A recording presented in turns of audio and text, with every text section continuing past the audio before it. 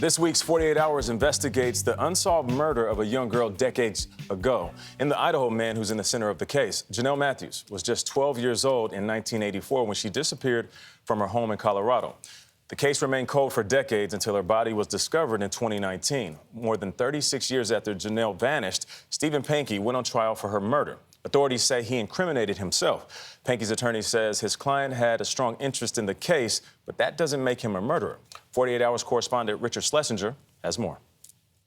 Nearly 4 decades after Jonelle Matthews was kidnapped and killed, opening statements began in her murder trial. For 37 years, justice for Jonelle has been denied.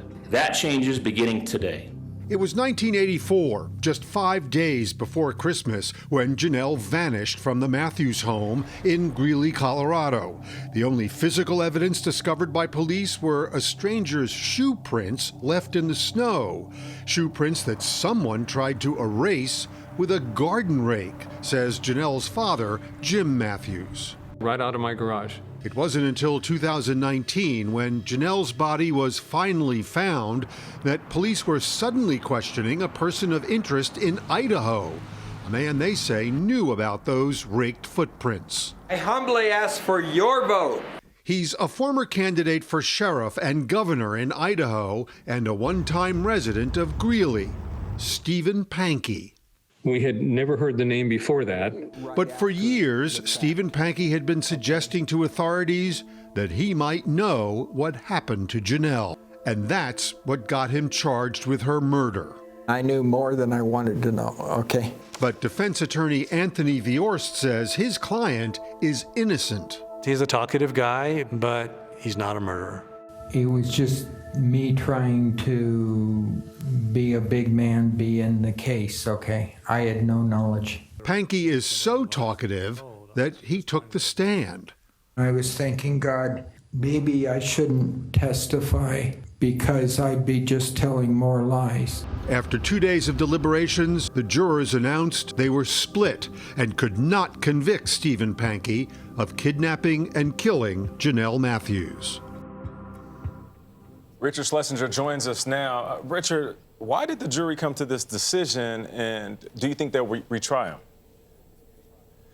The state wants to retry him. Pankey is still in jail, and no trial date's been set, but they have announced that they plan to retry him. This had to have been a terribly difficult case for the jury. There was no DNA technology hadn't been developed at that point, and the defense presented another possible suspect, a guy who was in the neighborhood around the time that Jonelle disappeared and himself reportedly went missing around the time Jonelle disappeared. So they had a lot to deal with. He didn't seem to help his case either. You know, even his own attorney admits that he was a bit of a chatty Cathy. You know, I've said to my colleagues a few times, being this guy's defense attorney had to have been the most difficult job in the world. Pankey loves to talk. I mean, he's given interviews over the years, and that's really what got him into all this trouble. Richard, before we go, we wanted to talk to you about a recent death in the CBS family, someone on the 48 Hours team, Josh Gelman. What can you tell us about him? I know just now we were talking about him in the studio, and someone just said, Brian specifically said, he's one of the good ones. He was one of the good guys. He was one of the great guys. Thanks for asking, Gayle. His title was producer, but that didn't describe him even a little.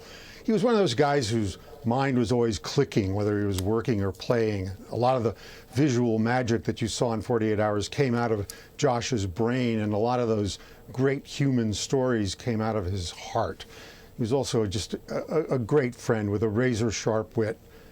He made our stories better. He made our lives better, especially the lives of his wife, Christina, and their daughter, Eva. Josh was just a one-of-a-kind, great guy. We will miss him.